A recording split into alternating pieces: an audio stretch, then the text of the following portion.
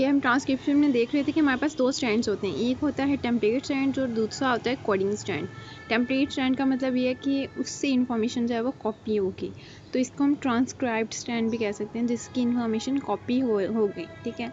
दूसरा coding strand जो है वो नॉन ट्रांसक्राइब्ड है, उसको वो एक्चुअली सेंस स्ट्रैंड है। कोडिंग स्ट्रैंड जो है वो सेंस स्ट्रैंड है, वो सेंस कर रहा है कि कौन कौन सा माइनस से डाल है, उसको मैंने किस तरह से कौन सा मायने से लगाना है, वो कोडिंग कर रहा है और सेंस कर रहा है उसको, वो नॉन ट्रांसक्राइब्ड स्ट्रैंड है, ठीक है। उसके बाद हम जेनेटिक कोड को देखते हैं। जेनेटिक कोड में क्या है कि हमारे पास एक ट्रिपलेट कोड होता है जिसके अंदर 3 न्यूक्लियोटाइड, ट्रिपलेट का मतलब है 3 न्यूक्लियोटाइड्स होते हैं जो कि एक अमाइनो एसिड के लिए स्पेसिफाई कर रहे होते हैं, ठीक है। यही 3 न्यूक्लियोटाइड्स का जो सीक्वेंस है वो एक अमाइनो एसिड के लिए स्पेसिफिकेशन कर रहा होता है, मतलब 3 न्यूक्लियोटाइड्स एक अमाइनो एसिड, और ये एक जेनेटिक कोड बनता है 3 न्यूक्लियोटाइड से, ठीक है। जेनेटिक कोड जो है वो हमारे पास दोनों आरएनए पे होता है, आरएनए पे भी होता है, दोनों RNA, messenger RNA, transfer RNA पे भी, और डीएनए के ऊपर भी होता है। मतलब डीएनए वाला जो होता है उसको हम जेनेटिक कोड कह देते हैं, और जो आरएनए के ऊपर होता है, आरएनए में भी जो मैसेंजर आरएनए के ऊपर होता है उसको हम कोडोन कहते हैं, मतलब कोड से कोडोन जो मैसेंजर आरएनए पे रहे, ठीक है। और जो ट्रांसफर आरएनए पे उसको हम एंटी कोडोन कहते हैं। जैसे कि एग्जांपल ले लेते हैं मैथ्यूनिन की। मैथ्यूनिन जो है वो हमारे पास स्टार्ट कोडोन है, अब उसका AUG जो है वो क्या है, कोडोन है मैसेंजर आरएनए के ऊपर चढ़ा, लेकिन अगर UAC जो है वो उसका एंटी कोडोन है। अब ये किस तरह से बना UAC और AUG? A से हमारे पास, क्योंकि हमें पता है मैसेंजर मतलब आरएनए में यूरेसिल होता है, पता है ना, तो A से T की जगह हमारे पास क्या आ गया, थायमिन की जगह पे यूरेसिल आता है।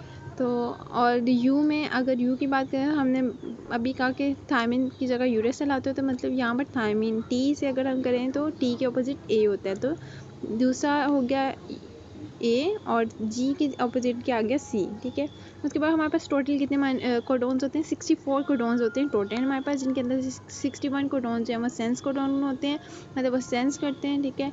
और जो 3 कोडोन्स होते हैं वो स्टॉप कोडोन्स होते हैं, वो नॉन सेंस हम कोडोन कहते हैं इनको।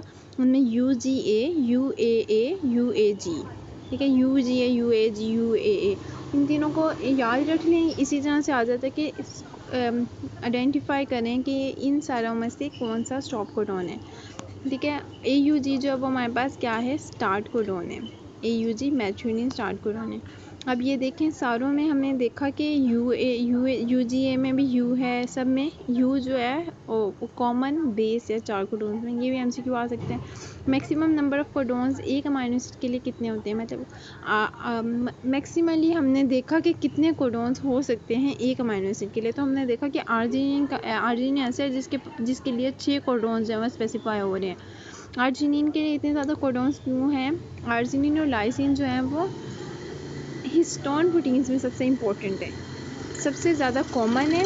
इसी वजह से हिस्टोन, हमें पता है कि हिस्टोन जो है उसके अराउंड हमारे पास क्रोमोसोम रैप करते हैं, न्यूक्लियोसोम बनाते हैं, तो हिस्टोन प्रोटीन्स जो हैं वो न्यूक्लियोसोम के स्ट्रक्चर के लिए इंपॉर्टेंट है। इसलिए आर्जिनिन और लाइसिन वो बता रहे हैं कि हिस्टोन प्रोटीन में उनका ज़्यादा रोल है, वो कॉमन अमाइनो एसिड हैं, इसलिए हम उनको, उनके अंदर जो कोडोन्स हैं उसकी कोडोन्स जो हैं उसके आर्जिनिन के वो भी ज़्यादा हैं। अब हमारे पास जेनेटिक कोड्स होते हैं ना, वो यूनिवर्सल होते हैं, मतलब वो सब जगह पे एक जैसा होता है, लेकिन ना कुछ डिफरेंसेस हैं जो कि न्यूक्लियस और माइटोकॉन्ड्रिया में होते हैं। सारे ऑर्गेनिजम्स में एक जैसा होता है, लेकिन न्यूक्लियस और माइटोकॉन्ड्रिया में कुछ डिफरेंसेस हैं, जैसे कि UGA जो है वो न्यूक्लियस में स्टॉप कोडोन होता है, लेकिन माइटोकॉन्ड्रिया में वो ट्रिप्टोफैन को स्पेसिफाई कर रहा होता है। AUA न्यूक्लियस में आइसोलिसिन होता है, ठीक है, लेकिन मैथ्यूनिन बन जाता है माइटोकॉन्ड्रिया में। AUA माइटोकॉन्ड्रिया में मैथ्यूनिन बन जाता है। AGA और AG आर्जिनिन में भी AG है, देखें जिस तरह, और तो हम कहेंगे कि न्यूक्लियस में आर्जिनिन AGG और AGA है, लेकिन माइटोकॉन्ड्रिया में ये स्टॉप कोडोन बन जाते हैं। माइटोकॉन्ड्रिया में AGA, अगर कोई MCQ ऐसा हो कि AGA और AGG जो है वो माइटोकॉन्ड्रिया में क्या बनाते हैं, तो वो स्टॉप कोडोन बना रहे होते हैं।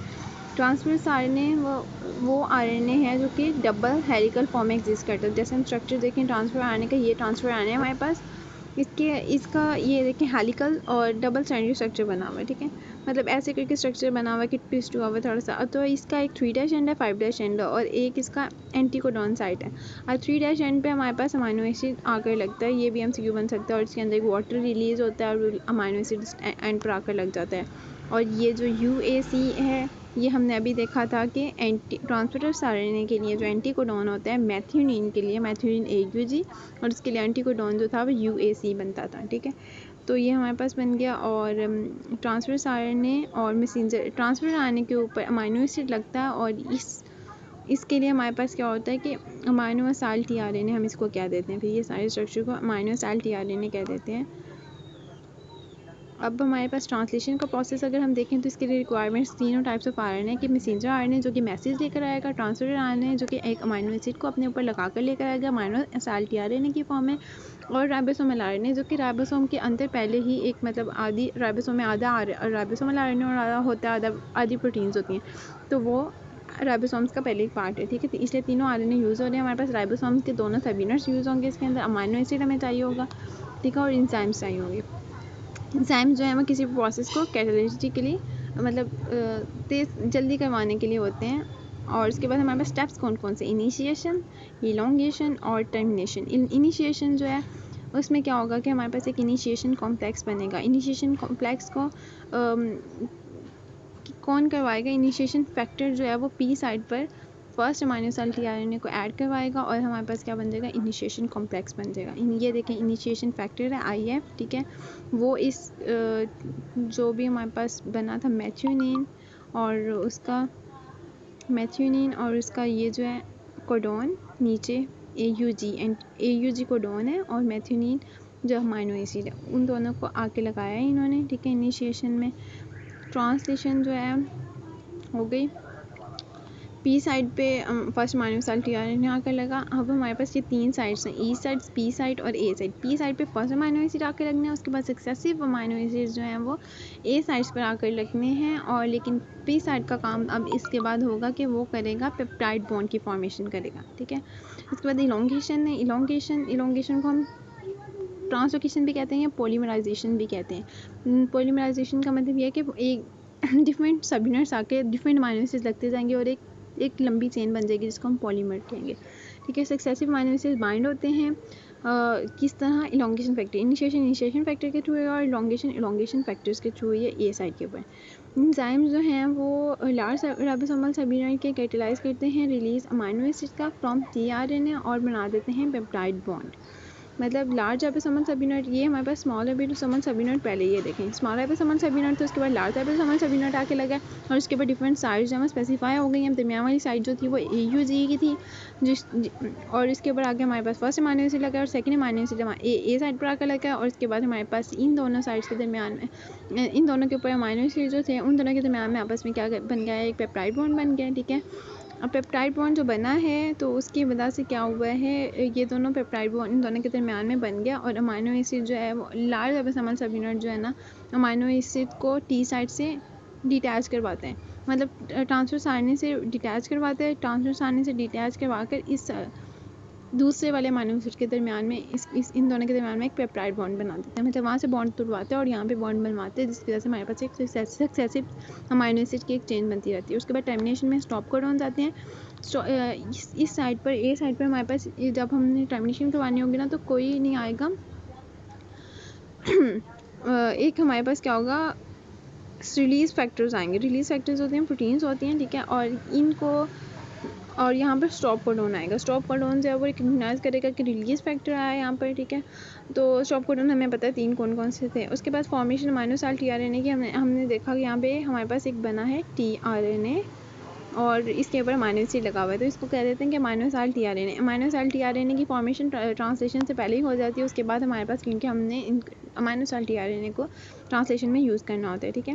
ट्रांसलेशन के बाद पॉलीपेप्टाइड जो है वो ये हमारे पास बना है सिर्फ और सिर्फ एक चेन बनी है अमाइनो एसिड्स की इसमें, ठीक है। तो मतलब प्राइमरी स्ट्रक्चर बना है। हमने पढ़े हैं कि सेकेंडरी स्ट्रक्चर भी होते हैं, टर्शियरी स्ट्रक्चर भी होते हैं। सेकेंडरी स्ट्रक्चर में हाइड्रोजन बॉन्ड बन जाएगा और टर्शियरी स्ट्रक्चर में वही जो एक चेन जो है उसकी फर्दर फोल्डिंग होती जाएगी, जिसको हम टर्शियरी स्ट्रक्चर कहेंगे, ठीक है। उसके बाद पोस्ट ट्रांसलेशन मॉडिफिकेशन होती है, उस वो जो प्रोटीन का छोटा सा पार्ट बना है, अमाइनो एसिड बना है, ठीक है। अमाइनो एसिड्स के सब यूनिट्स में मतलब मिलकर एक प्रोटीन का पार्ट बनाया जो उसकी पोस्ट ट्रांसलेशन मॉडिफिकेशन होती है, ठीक है। हमारे पास वो जो अमाइनो असाल्ट टीआरएनए जो था उसके अंदर एस्ट्रो लिंकेज बनता है अमाइनो एसिड और ट्रांसफर आरएनए के दरमियान। पहला अमाइनो एसिड आरएनए कौन सा है? N formyl methionine. हमने अभी पढ़ा था कि मैथ्यूरिन स्टार्ट कोड होना है तो पहला उसका ही बनेगा, और क्योंकि हम प्रोकैरियोट्स में पढ़े हैं तो एन फॉर्माइल मैथ्यूरिन जो है वो होगा हमारे first amino acid RNA. Ribosome जो हैं वो अगर फ्री राइबोसोम जो है वो मैसेंजर आरएनए के ऊपर मूव कर रहे होते हैं, और मैसेंजर आरएनए अगर मूव करे राइबोसोम्स के ऊपर अटैच राइबोसोम के ऊपर, तो वो अटैच होता है राइबोसोम्स के साथ, attach with rough endoplasmic reticulum. तो ये हो गया। उसके बाद डीएनए जो है उसके अंदर हमारे पास क्या होते हैं? क्रोमोसोम्स होते हैं। मतलब क्रोमोसोम और डीएनए एक ही बात है। उसके बाद हमारे पास उसमें एक क्रोमोसोम में डीएनए होता है और 7 प्रोटीन्स होती हैं, मतलब 50% डीएनए 50% प्रोटीन होती हैं। अब जीन क्या होते हैं? न्यूक्लियोटाइड का सीक्वेंस होता है जो कि इस डीएनए के ऊपर होता है और वो स्पेसिफाई करता है अमीनो एसिड का सीक्वेंस क्या होगा पॉलीपेप्टाइड में, ठीक है।